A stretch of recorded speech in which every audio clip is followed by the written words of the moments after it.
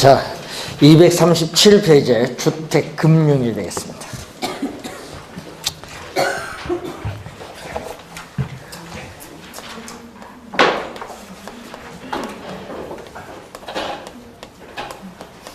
자, 이 주택금융은 이 주택 수요자에게 이 자금을 융통해주는, 자, 주택 수요자에게 자금을 융통해주는 금융을 주택 이 소비금융인데, 이 소비금융은 이 수요자가 주택 구입 자금을 융통하는 거죠. 그래서 주택 소비금융을 우리 수요자 금융이라고 해요. 수요자 금융.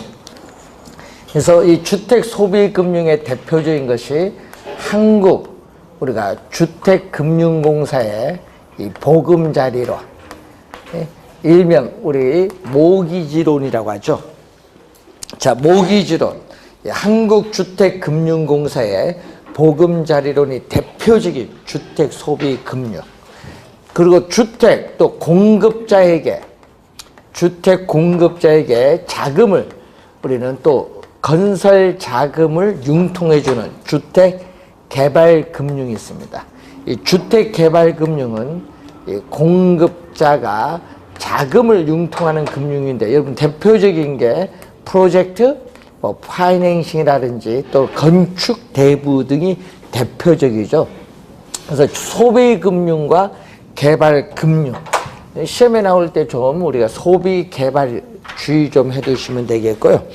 자, 그러면 이 주택 우리가 금융이 가지고 있는 우리가 기능, 이 기능을 보면은 이 주택 수요자에게 자금을 융통해 줌으로써 주택을 구입을 할 수 있는 능력을 높여줍니다.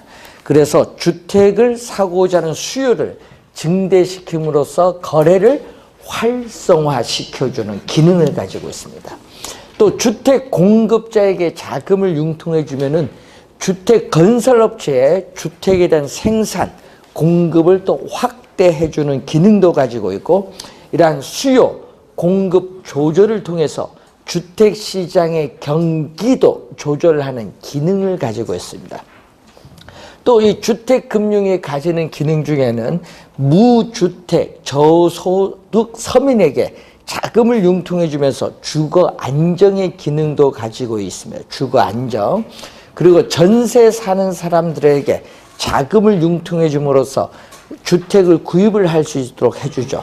자가주택에 대한 소유 기회를 확대해 주는 기능도 가지고 있고, 또 주택 청약 종합저축 가입을 어떻게 유도함으로써 주택 자금을 조성하는 기능도 가지고 있습니다. 자, 그래서 여러 가지 기능을 가지고 있다 보시면 되겠고, 자, 여러분 교재에 우리가 39페이지 밑에 보시면은 저당 대출의 이자율 결정이 나오죠. 자, 저당 대출의 이자율 결정할 때 이 대출 이자율은 대출 금리입니다. 자, 한 장 넘기면 위에 표가 하나 나오는데, 이 대출 금리는 이 대출자가 정하는 수익률로서 명목상의 금리죠. 자, 이 명목상의 금리를 말하는데, 그럼 이 대출 금리, 대출 이자율은 이 시장의 이 실질 이자율, 시장의 실질 이자율에다가 이 차입자의 이 신용에 따르는 위험에 대한 대가 또는 위험 할증률이죠. 신용도와 관련이 있고, 또 인플레이션이 예상되는 경우에는 예상 인플레이션율을 우리가 더해주면 되겠습니다. 자, 이 시장의 실질 이자율. 자, 여러분 한국은행이 기준금리를 인상하면요, 시장 실질 이자율이 올라요. 오르면 당연히 대출 금리도 오르고 있습니다. 또 이 차입자의 신용에 따르는 이 신용도인데, 뭐 연체 실적이 우리가 증가한다든지 뭐 이렇게 되고, 또 뭐 실업이 된다면은 위험 할증률이 높아서 대출 금리도 상승합니다. 못 갚을 가능성이 많잖아요. 인플레이션이 예상되면 화폐 가치가 하락을 하기 때문에 금융기관은 또 대출 금리를 인상합니다. 자, 이 관계를 여러분이 한번 확인해 두시면 되겠고, 자, 여러분 시험 문제 우리 낼 때는 이 대출을 받게 되면은 고정금리로 받을 것인가, 변동금리로 받을 것인가 상당히 중요합니다. 그래서 제일 먼저 나오는 것이 고정금리 대출이 먼저 나오는데, 자, 이 고정금리 대출의 대표적인 게 바로 뭐죠? 한국주택금융공사의 보금자리론이죠. 이 대출 실행일부터 만기까지 고정금리가 한국주택금융공사의 보금자리론입니다. 자, 대출 실행 시점에서 주택 수요자와 금융기관 사이에 융자 약정서에 사인을 하죠. 이 계약을 한 그 금리가 대출 중간에 변하지 않고 금리가 언제? 만기까지 고정되어 있는 대출이 고정금리 대출입니다. 자, 개념은 또 25회 시험에 또 한번 개념은 출제를 했었죠.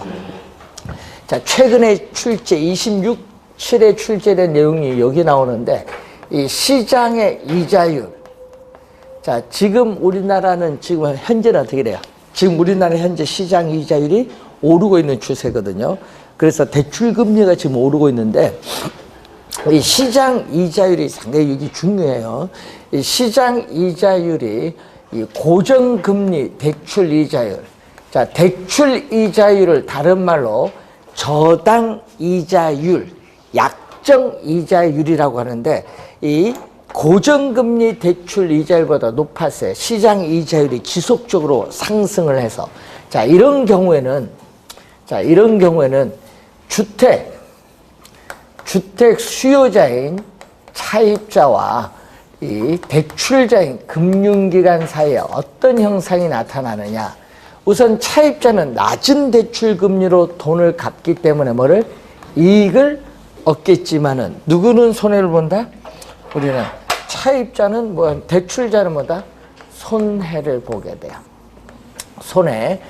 이 시장 이자율이 지속적으로 상승을 하면요, 외부로부터 자금 조달 비용이 오릅니다. 근데 고정금리 대출은 변화가 없기 때문에 어떻게 돼요? 점점 이 손해가 점점 수익성이 악화가 돼요. 그래서 이 손해가 점점 시간이 경과함에 따라 이 금융기관의 이 수익성이 악화가 됩니다. 그래서 금융기관은 이 손해를 보기 때문에 손해를 보지 않기 위해서는 고정금리로 대출하기보다는 금리 변동, 시장 금리 상승에 따르는 이 금리 변동 위험을 차입자에게 전가시킬 수 있는 뭐를 선호한다? 변동 금리 대출을 선호한다. 그런 지문도 또 시험에 많이 나오죠. 금리 변동 위험은 대출자가 부담을 해요. 자, 반대로 시장 이자율이 지속적으로 하락을 해서 대출, 고정금리 대출 이자율보다 낮게 되면은 차입자는 뭐를 하죠? 높은 대출 금리로 갚으니까 손해를 보고, 우리 누구는 대출자인 금융기관이 이익을 얻어요. 여기는 뭐를 얻고 있다? 손해. 시장 금리 하락에 따르는 금리 변동 위험은 차입자가 부담을 해요. 그래서 차입자나 대출자 둘 다 금리 변동에 따른 위험을 피할 수는 없어요. 시장 금리 변동에 따라 위험을 안게 됩니다. 근데 시험 문제는 요 내용을 출제했죠. 요 내용. 26.7에는요, 요게 낮다는 걸, 요거 정답 지문 벌써 2번 출제를 했는데, 자, 이 경우에는 차입자는 뭐 한다? 손해를 보니까 차입자는 손해를 보지 않기 위해서는 만기가 되기 전에 뭐를 할 수 있어요? 조기 상환을 할 수가 있어요. 근데 조기 상환을 결정하려면요, 조기 상환에 따르는 수수료도 있고요, 또 신규 대출에 따르는 취급 수수료도 있고요, 또 고정금리, 최초의 대출 금리와 신규 대출 금리 차이만큼 또 이득을 얻는데, 이런 걸 다 비교를 해야 돼. 그래서 조기 상환하는 게 유리하다. 그럼 조기 상환을 해야겠죠. 그래서 싼 금리로 다시 융자를 받아요. 이것을 전문용어로 재금융. 여러분 우리 파이낸싱이라는 용어는요. 금융으로 번역을 해요. 파이낸싱은. 근데 앞에 리는 제자예요. 다시 제자. 재금융인데 이 용어를 최근에는 금융기관에서는요. 재금융, 재융자란 용어보다는 금융기관에서 이 용어로 많이 사용하죠. 대환대출. 들어보긴 들어봤을 거예요. 대환대출이라는 용어 뉴스나 신문에 많이 나옵니다. 아, 요거 재금융이다 이렇게 생각하면 되죠. 대환대출. 그래서 대환대출을 통해서 뭘 한다? 우리는 뭐를 해? 조기 상환을 하죠. 그럼 조기 상환을 하면은 이 금융기관 입장에서는 어떤 형상이 나타나요? 차입자가 조기 상환하면은 대출자인 금융기관은 높은 이자를 받게 될 기회를 상실하잖아요. 그래서 조기 상환에 따른 위험은 누가 안게 된다? 금융기관이 안게 돼요. 그럼 조기 상환에 따른 위험은 금융기관이 부담을 하게 돼 보니까 조기 상환 위험을 부담은 금융기관이 하니까 줄여야 돼요. 조기 상환 위험을 줄이기 위해서는 금융기관은 차입자가 조기 상환할 때 미상환된 원금의 일정 비율을 조기 상환 수수료로 벌칙으로 부과합니다. 이렇게 조기 상환 수수료가 있는 겁니다. 그래서 자, 그 내용을 염두에 좀 두시기 바라고 또 고정금리 대출일 때 예상 인플레이션이 있어요. 자, 고정금리 대출일 때 예상 인플레이션이 있고 실제 인플레이션이 있어요. 자, 예상 인플레이션은 2%를 예상했는데 실제는 4%가 됐어요. 그러니까 뭐가 더 높았다? 실제 인플레이션이 더 높았는데 그러면 예상하지 못한 게 몇 프로 생겼다는 얘기죠? 2%. 그래서 이 예상치 못한 지금 인플레이션이 2% 발생했다. 2%가 예상하지 못한 인플레이션이 발생했어요. 자, 이 경우에 뭐는 이 명목상의 금리. 자, 명목상의 금리가 뭐예요? 명목상의 금리가 고정 대출 금리예요. 여러분 약정한 고정 대출 금리 4%로 대출 받았다. 요건 변화가 없어요. 그래서 명목상의 금리는 만기까지 요것은 변화가 없어요. 불변인데 뭐가 인플레이션 예상하지 못한 인플레이션이 2% 발생하면은 화폐 가치가 더 떨어졌기 때문에 실질 금리가 하락을 해요. 그래서 뉴스에 보면요, 명목상의 금리, 실질 금리가 막 나오는데, 그래서 최근에 여러분 이런 얘기 나오죠. 최근에 은행에 예금하면은 마이너스 실질 금리라는 용어가 나와요. 그 말은 뭐죠? 예금 금리보다 뭐가 더 높았다는 얘기야. 인플레이션이 더 예상보다 높아서 생기는 거예요. 실질 금리가 떨어져서 마이너스로 가는 거예요. 그러면 예금할수록 손해지. 그래서 이때는 뭐죠? 우리는 대출받은 사람은 채무자입니다. 예?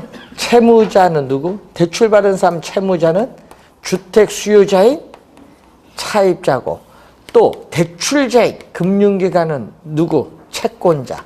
그래서 실질 금리가 하락하면은 소득과 부를 재분배하는데 차입자는 돈의 가치가 더 떨어지니까 뭐를 봐요?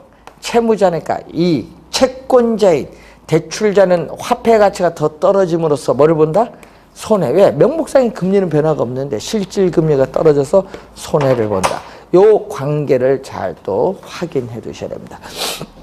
그래서 대출자는 손해를 보니까 손해를 보지 않기 위해서는 고정금리로 대출하기보다는 뭐를? 대출금리 인상을 통해서 차입자에게 넘길 수 있는 뭐를? 변동금리 대출을 선호하는 겁니다. 그래서 자, 우선 고정금리 대출은 우리나라 주택담보대출 총 금액이 약 9% 정도 해당해요. 그래서 우리나라 주택담보대출의 약 몇 프로? 91% 정도에 해당하는 게 변동금리 대출입니다. 자, 금리가 뭐였다? 변동했어요. 예? 그래서 대출 시점의 약정한 금리가 대출 중간의 시장 상황의 변동에 따라 금리를 변동시킬 수 있다. 자, 그러면은 이 변동금리 대출에 있어서 변동금리 대출에서의 대출 금리는 기준 금리에 뭐를 대준 거죠? 가산 금리를 대줘요. 자, 이때 이 가산 금리를 우리는 이 건국대학교 조주현 교수는 이것을 마진이라고 해요. 마진이라는 용어를 사용을 하고요. 그리고 일반적으로 이게 가산금리는 위험에 대한 가중금리예요. 위험에 대한 가중금리, 위험 스프레드. 예? 위험 스프레드를 번역해서 위험 가중금리라고 하는데 뭐에 달려있냐 하면요. 차입자의 은행에 대한 연체 실적, 거래 실적, 요즘 자동이체 실적, 또 여러분 주 급여 어떻게 자동이체 실적 이런 게 다 영향을 받아요. 그러니까 결국 뭐에 영향 받는 게 거의 대부분 차입자의 뭐에 관련이 있어요? 신용도와 관련이 있죠. 차입자의 신용도가 좋으면은 가산금리는 낮아지고 신용도가 안 좋으면 가산금리는 높아요. 그래서 이 가산금리는 누가 정해요? 은행이 정하지 뭐. 은행이 다 똑같은 게 아니에요. 다 달라요. 그래서 은행이 정하는 거예요. 가산금리. 근데 이 기준금리가 있거든요. 이 기준금리는 조주현 교수는 대출금리의 지표가 되는 금리다. 조주현 교수는 이 대출금리의 지표가 되는 금리가 기준금리라고 하는데 이 기준금리는 2012년 중반까지는 요것밖에 없었어요. 양도성, CD는 양도성 예금 증서라고 하는데 양도성 예금 증서 요것밖에 없었습니다. 2012년 중반까지는. 이자율 조정 주기는 91일. 91일 몇 개월? 3개월입니다. 그럼 우린 1년은 12개월이니까 1년에 몇 번? 4번 금리가 변동하는 거예요. 대출 금리가요. 자, CD 금리입니다. 그런데 이 CD 금리는 은행이 외부로부터 자금 조달하는 비용을 제대로 반영하지 못한다. 그래서 여러분 은행이 외부로부터 자금 조달할 때는 은행에서 채권 발행하고요. 또 CD를 발행하고 여러분이 예금한 정기예금을 가지고 자금을 조달하는 3대 수단인데 문제는 CD를 발행해서 자금을 조달하는 건 10%도 안 돼요. 그 안 되는 그 10%도 안 되는 이 소액을 가지고 우리나라 전체 주택담보대출 1360조에 해당하는 요 금액의 기준금리로 삼는 건 문제가 많다는 거예요. 그래서 외부로부터 자금 조달하는 비용을 제대로 반영하자. 그래서 자금 조달하는 비용을 우리는 가중치로 평균해서 나타난 것을 자금 조달 비용 지수인데 이 자금 조달 비용 지수를 우리 뭐라고 하죠? 코픽스 금리가 나오는 거예요. 그래서 코픽스는 이자율 조정 주기가 몇 개월? 6개월, 1년이 나오죠. 코픽스 금리가. 근데 여기는 신규 대출 받을 때 신규 이 취급액 기준 코픽스 금리가 있고 또 대출 잔액 기준 코픽스 금리 두 가지가 있어요. 어느 걸 선택하냐 여러분이 결정하는 건데 이때 CD 금리는 매일매일 발표합니다. 그리고 코픽스 금리는 은행연합회에서 한 달에 한 번 15일 오후 3시에 9개 시중은행에 자료를 취합을 해서 발표를 합니다. 자, 그러면은 자, 이 관련해서 이 가산금리는 대출을 받을 때 대출 실행 시점에서 대출 금리를 결정할 때 필요한 금리고, 대출 중간에 변하는 건 기준금리가 변하는데, 이 CD 금리가 오르고 코픽스가 오르면 뭐가 오르죠? 기준금리가 올라서 대출 금리가 상승해요. 반대로 코픽스 금리가 하락하고 CD 금리가 하락하면 기준금리가 하락해서 대출 금리가 하락합니다. 그래서 여러분이 우리나라는 이 IMF 이전 1997년 12월 달 IMF가 발생하는데, 그 이전에 우리나라 주택담보대출 평균 금리는 13%입니다. 그때 당시는 13%인데, 문제는 IMF 터졌더니 뭐가 폭등했어요? CD 금리가 폭등해서 기준금리가 많이 올랐어요. 그래서 IMF 직후에 우리나라 변동 주택담보대출 금리는 몇 프로? 35%까지 간 거예요. 이자 엄청 폭등한 거죠, 뭐. 그래서 여러분이 우리나라는 그때 당시는 금리 변동 상한선이 없었어요. 그러니까 폭등을 한 거죠. 자, 요걸 염두에 두시면 돼. 금리 결정 어떻게 이루어지느냐. 자, 그리고 또 시험에 많이 출제되는 용어 중에 하나가 이자율 조정 주기입니다. 자, 변동금리 대출에서 이자율 조정주기가 지금 CD 3개월, 예를 들어서 코픽스 6개월이다. 그럼 이자율 조정주기가 뭐 할수록? 짧을수록. 자, 이자율 조정주기가 짧을수록 주택 수요자인 차입자와 대출자인 금융기관 사이에는 어떤 형상이 나타나느냐. 자, 물가가 지속적으로 상승하는 인플레이션이 발생하면은 당연히 화폐 가치가 하락을 하죠. 화폐 가치가 하락을 하니까 금융기관은 화폐 가치가 하락을 하니까 대출 금리를 인상을 해줘. 그래서 대출 금리를 인상을 해서 금리 변동에 따른 위험, 대출 금리 인상을 통해서 금리 변동에 따른 위험을 누구에게? 대출자는 차입자에게 짧을수록 신속하게 뭐한다? 전가 떠넘겨요. 신속하게 전가 떠넘기기 때문에 차입자는 짧을수록 뭐다? 불리하고, 대출자는 반대로 뭐다? 유리해. 그러다 보니까 어떻게 돼? 차입자는 이자율 조정 주기가 멀수록 길수록 좋은 거예요. 그래서 이자율 조정 주기가 긴 것을 원하고, 반대로 대출자는 뭐를? 짧을수록 유리하지. 왜? 전가를 신속하게 하니까. 그래서 이자율 조정 주기 요 관련해서 또 출제를 많이 하고, 또 대출 실행 시점. 자, 대출 받은 날이 있잖아요. 여러분, 대출 융자 약정서 딱 사인한 날이 있을 거예요. 이 대출 실행 시점에서의 초기 이자율을 보게 되면은, 초기 이자율을 보게 되면은 고정금리 대출이 높은가, 아니면은 변동금리 대출이 높은가. 요 지문도 또 시험에 자주 나오는데 뭐가 높죠? 고정금리가 높죠.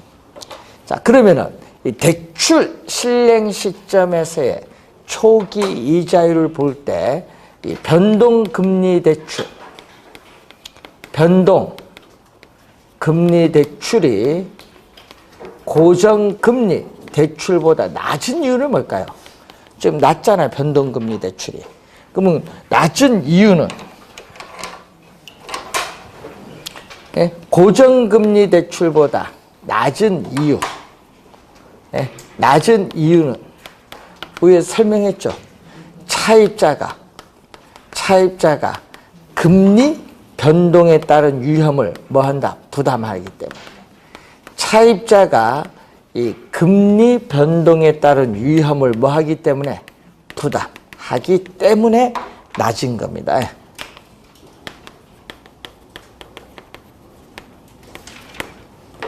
그럼 반대로 고정금리 대출이 변동금리 대출보다 높은 이유는 대출 실행 시점부터 만기까지 미래에 예상되는 인플레이션을 반영을 해서 현재 고정금리 대출 금리를 결정해야 되기 때문에 높은 거예요. 이유가 다릅니다. 자, 우선은 요 낮은 이유가 가끔 지문에 나오기 때문에 이걸 한번 필기를 해봤습니다. 자, 그래서 여러분 241페이지 밑에 보충학습의 1번, 2번 잘 알아두시고 242페이지 맨 위에 3번 보시면은 이자율 변동의 부담을 상당 부분 뭐다? 금리 변동 위험을 차입자에게 전가시키게 되기 때문에 채무 불이행에 따른 위험도는 고정 금리 대출에 비해서 더 변동 금리 대출이 더 커지게 된다는 거죠. 더 커지게 된다. 자, 그러면은 이제 여러분이 고정금리로 대출 받을 것이냐 변동금리로 받을 것이냐 결정했어요. 결정했으면 이제 뭐를 결정해야 돼? 대출 받았으니까 원금 이자를 어떤 방식으로 갚아 나갈 것인가 결정을 해야 되겠죠. 자, 여러분이 또 매년 출제를 하고 있잖아요. 원금 균등 분할 상환.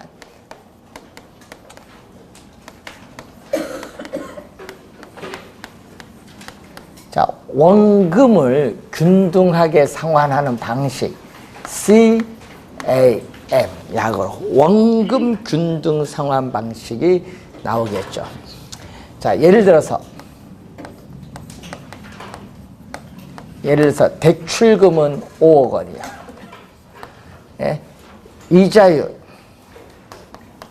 연 이자율 5% 고정 금리 대출 기간 만기 20년 그리고 무슨 방식? 예? 원금 균등 상환 방식으로 매년 말 상환. 다른 조건은 변화가 없다. 자, 그러면 매년 상환합니다.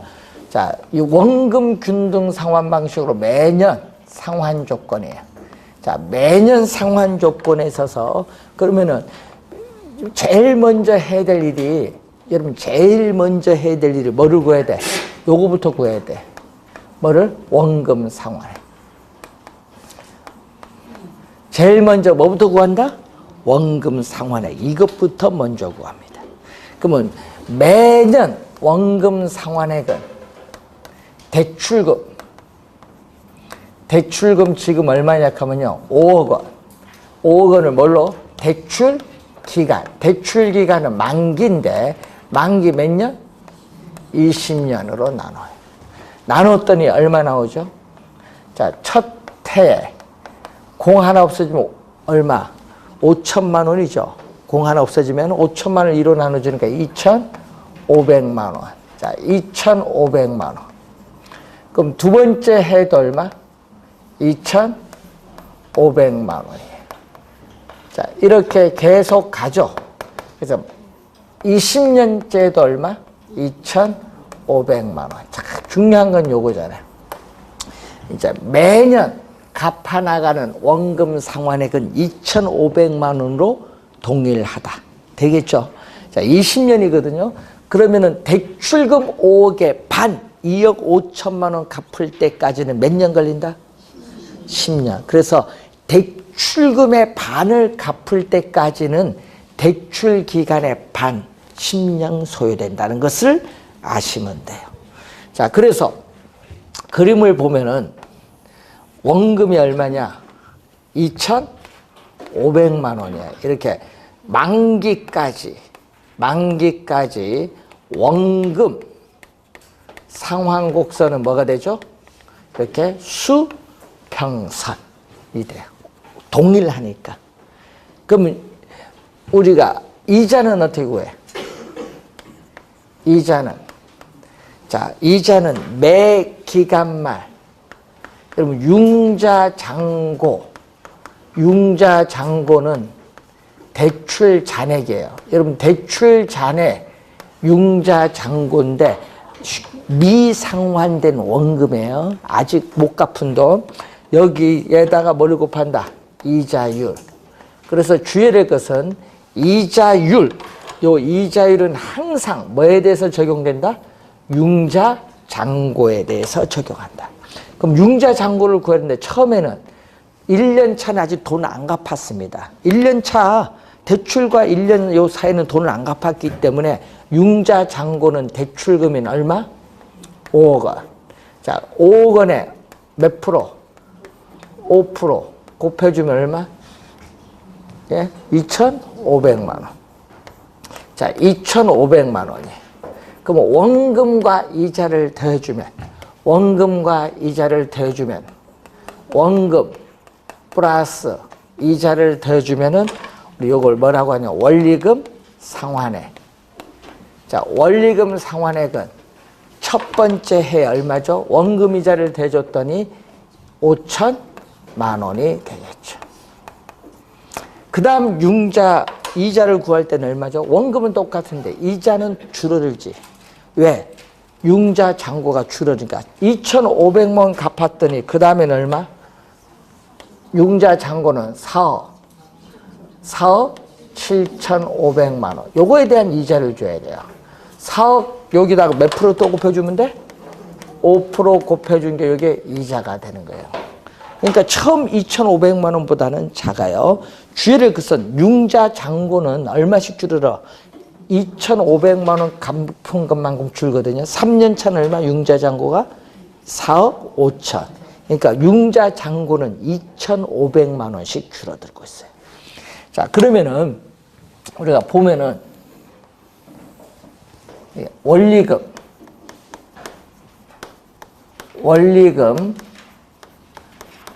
상환액 만기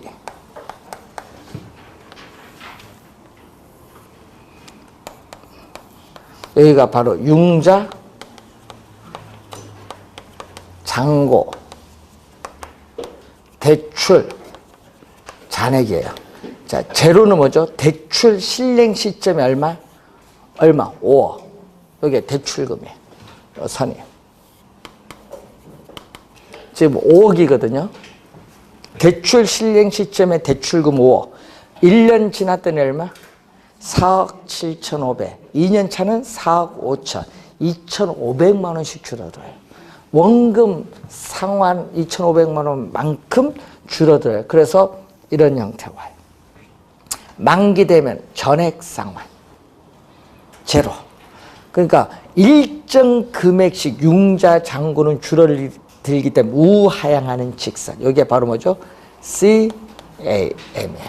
그래서 첫 번째 보면은 초기를 보면은 초기 첫 해를 보면은 요게 바로 뭐죠? 미상환된 원금이고 요거는 반대로 뭐죠?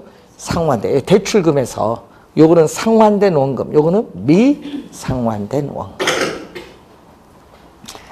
그럼 처음에 얼마? 원금 이자는 처음에 5천만 원. 그 다음에 줄어들죠? 얼마만큼? 일정 금액 이자만큼 점점 줄어요. 원금은 변화가 없고 이자가 원금이 일정 금액씩 상환되니까 융자 잔고도 일정 금액 줄어들고 이자도 일정 금액씩 줄어들어요. 그럼 이자가 이렇게 되거든요. 이자가 일정 금액씩 줄어들기 때문에 이렇게 뭐가 돼? 우하향하는 직선이 돼요. 우하향하는 직선. 이자가 일정 금액씩 줄어들거든요. 그럼 원금 이자를 대주면은 이런 형태. 처음에 얼마? 5천만 원이서 점점 일정 금액씩 줄어들기 때문에 어떻게 돼? 원리금 상환도 우하향하는 직선. 이게 바로 CAM. 자, 그래서 원리금 상환액을 보면은 처음에 어떻게 돼요? 처음에 초기에 보면 원리금 상환액이 이렇게 가장 많고 기간이 경과할수록 원리금 상환이 점점 감소합니다. 자, 그러면은 이 CAM은요, 점점 원리금 상환액이 줄어들기 때문에 미래 소득이 감소할 것으로 예상되고 있는 은퇴 예정자에게 적합한 상환 방식. 그럼 돈 많이 벌 때는 많이 갚고요. 돈 나중에 적게 벌 때는 뭐야? 점점 원리금도 줄어드는 이런 방식. 그래서 미래 소득이 감소할 것으로 예상되는 은퇴 예정자에게 적합한 상환 방식. 자, 그래서 여러분이 우리 보면요, 이런 거거든요.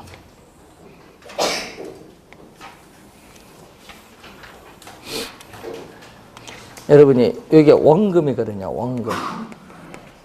자, 첫 번째 원금이고 여기 이자 주어졌어요. 자, 원금 이자 대진데 원금은 똑같아요. 만기까지. 예? 만기까지 원금은 똑같은데 이자가 이렇게 점점 뭐야? 이자가 점점 일정 금액씩 뭐 하고 있다? 이렇게 줄어들어요. 이자가. 그러니까 원금은 똑같은데 이자가 점점 이렇게 줄어드는 방식이 뭐죠? 원금 균등 분할 상환.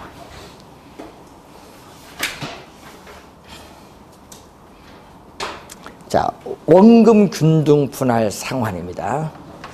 백화점에서 10개월 할부로 물건을 사면은 매월 원금 이자 갚아 나가는 것은 원금 균등 분할 상환 방식으로 계산합니다. 자, 그러면은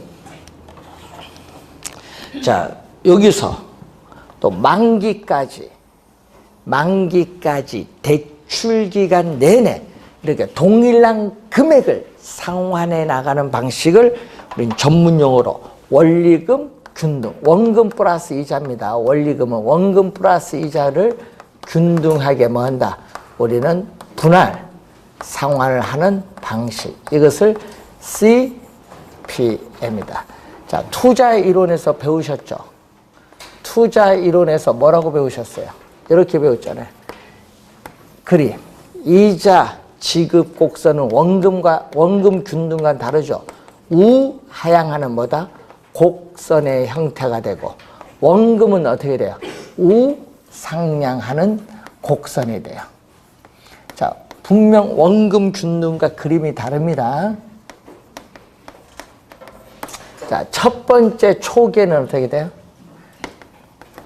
자, 초기에 보면은 원금 상환액이 가장 낮고 이자 지급액은 가장 높아요. 기간이 경과할수록 이자 지급액은 체감하고 원금 상환액은 체증을 합니다.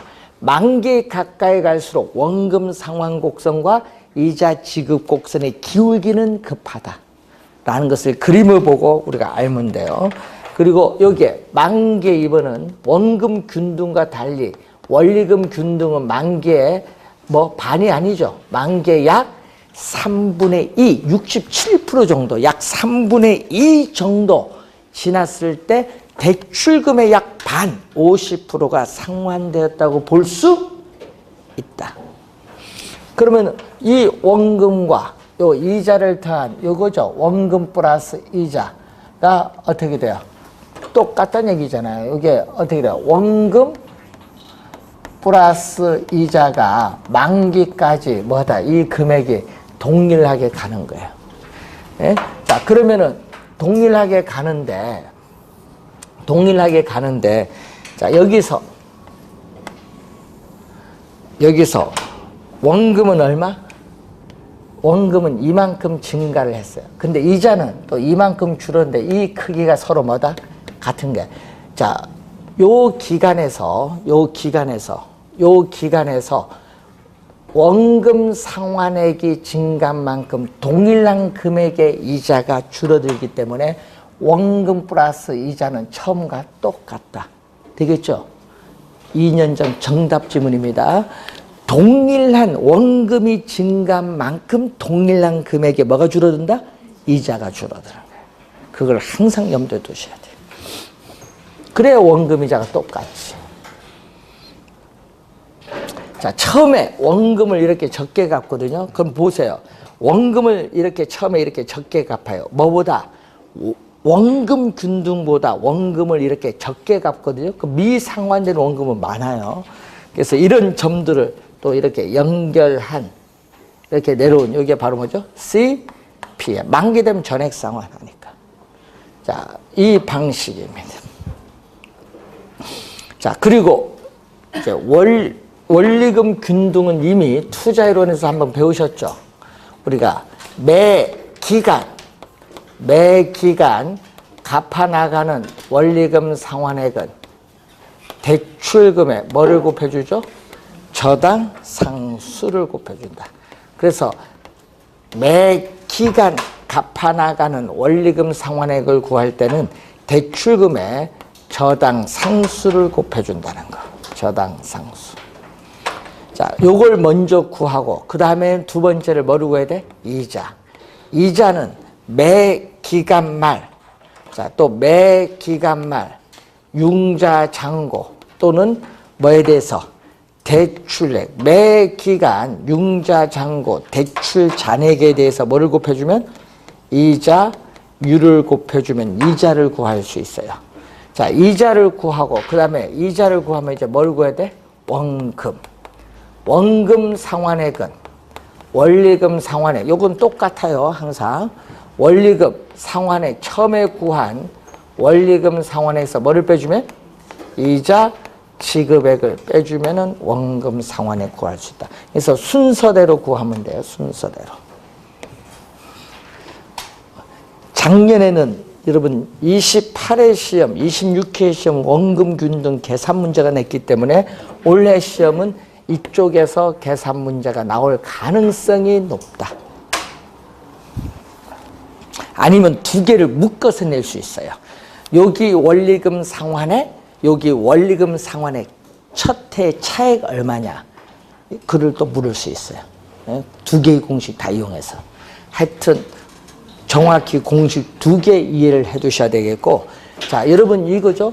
월 불입에, 자, 이렇게 매 기간 갚아나가는 금액이 동일하다 보니까 인플레이션이 발생하면 화폐 가치가 하락을 하다 보니까 이 어떻게 돼요? 화폐의 가치가 하락을 하면은 대출자는 뭐다? 손해를 보니까 어떻게 돼? 그것을 방지하기 위해서 나온 제도가 GPM이죠. 그래서 처음에는 원리금 상환액을 뭐 적게, 그 다음에는 인플레이션을 어떻게 돼요? 반영해서 높게, 그 다음은 높게, 이런 식으로 점점 높게 가서 한 6년 차부터는 원리금 균등보다 많아지는 이 방식이 GPM. 그래서 GPM은 뭐죠? 그레주얼리 점차 가는 거죠. 그래서 원리금 체증식 상환 방법. 자, 체증입니다. 원리금 체증식 상환 방법 또는 점진적으로 증가한다. 원리금 상환 점증. 원리금 상환액이 점진적으로 증가하는 점증 상환 대출이죠. 자, 그래서 GPM에서의 초기에서는 초기 그림에서 봤더니 원리금 상환액이 적어요. 초기에는 원리금 상환액이 적어요. 예를 들어서 뭐 20만 원밖에 안 되는데 이 대출금에 대한 이자 지급액은 100만 원이야. 이자 지급액에도 원리금 상환액이 이렇게 낮다 보니까 이자 지급액에도 못 미쳐요. 그럼 얼마? 80만 원을 어떻게 돼? 이자 더 갚아야 되는데도 못 갚는 거예요. 원리금 상환액이 처음에 낮게 잡아서. 그러면 이것을 어디에 포함시켜버려요? 처음에 대출받은 금액에 80만 원을 더해버려요. 더해버렸더니 뭐가? 미상환된 원금은 처음에 대출받은 금액보다 80만 원 더 얹으니까 이게 더 크죠. 이런 상황을 우리는 뭐라고 하죠? 마이너스 부의 상환이 초기에 발생을 한다. 그래서 초기에 뭐가 발생을 한다? 초기에 봤더니 어떻게 돼요? 오히려 대출받은 금액보다 미상환된 원금이 더 많아지는 이런 형태가 나오는 게 바로 뭐죠? GPM. 그래서 GPM은요, 미래에 소득이 증가할 것으로 예상되는 젊은 소득 계층에게 유리한 상환 방식이고, 또 주택 보유 예정 기간에 보통 5년 이내 짧은 사람에게는 유리하지만 반대로 5년을 넘어가는 어떻게 돼요? 우리는 보유기간이 긴 사람에게는 오히려 불리한 상환 방식입니다. 자, 그러면 시험 문제는 요걸 출제하거든요. 대출 중간에 우리는 조기 상환을 하고자 할 때 미상환된 원금이 가장 적은 거 뭐죠? 원금균등 5번 출제했어요. 원금균등 분할 상환. 그럼 이쪽에서 또 시험에 요걸 출제를 하죠. 예? 시험에는 초기. 자, 초기에 원리금 상환액이 원리금 균등보다 원금 균등이 높죠. 또 뭐보다 가장 낮은 것 GPM이 가장 낮다. 이 내용을 계속 출제하고 있습니다. 여러분 원리금 상환액은 원금 플러스 이자입니다. 원금 플러스 이자. 자, 한번 볼까요? 대출 금액은 처음에 똑같아요. 그럼 이자도 뭐야? 처음에 똑같지. 예? 이자가 처음에는요, 대출 금액도 동일하고, 만기도 동일하고, 연 이자율도 동일하면요, 처음에는 돈 안 갚았으니까 다 똑같아. 이렇게 우하향하는 직선으로 나타나면 뭐죠? C, A, M. 되겠죠? 이자입니다, 지금. 그런데 이렇게 나오면, 처음엔 똑같아요. 이렇게 내려오는 건 뭐다? 이자가 이렇게 내려오는 것은 C, P, M. 그럼 만기까지를 보면은, 만기는 대출금은 전액 갚으니까 이자는 누가 많이 갚아요? 원금 균등보다 원리금 균등이 더 많이 갚는다는 걸 알 수 있어요. 자, 그리고 원금 만기 일시 상환이 있어요. 여러분 지렛대 효과 배울 때 원금 만기 일시 상환 조건 뭐 이렇게 나오면은, 예? 상환 조건은 원금 만기 일시 상환 조건이 딱 나오면은 대출 받은 금액은 만기 전에 갚아. 만기 전에 갚게 되면 중간에 갚는 금액이 하나도 없어요. 예? 그러면 뭐만 갚으면 돼?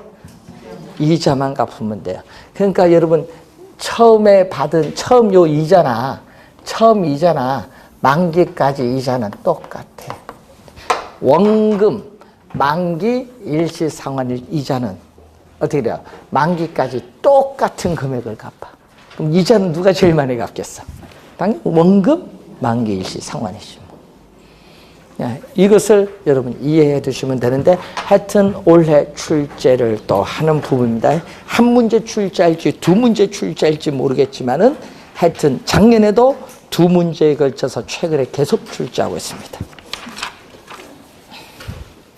자, 이렇게 해서 244페이지까지 설명했고요. 자, 잠시 쉬고 저당에 유동하도록 하겠습니다.